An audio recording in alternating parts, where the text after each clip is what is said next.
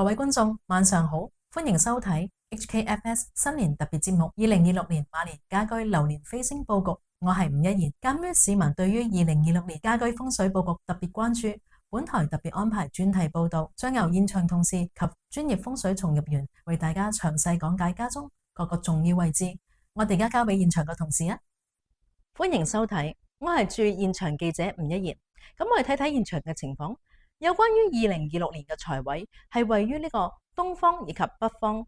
專業嘅風水從業員指出啦，呢兩個位置最適宜擺放一啲招財嘅物品，例如係黃精樹啊、招財樹，又或者係聚寶盆等等，以確保我哋新一年嘅財位更為亨通嘅。而家我哋嚟到另一個現場，就係位於九子飛臨嘅東南方。咁呢個地方咧，專業人士指出可以擺翻9支嘅紅色花，進一步可以催旺翻添丁啊、結婚種種喜慶嘅事情嘅。我哋亦都有採訪過現場嘅家長，比較擔心孩子來年嘅學業成績。咁我哋請咗專業人士佈局，可以考慮翻喺屋企嘅東北方擺放翻4支嘅文昌竹，令到佢哋學業有所提升。以上係本台為市民帶嚟嘅2026年馬年流年飛星完整報道，希望市民可以喺各方面提升來年嘅運勢。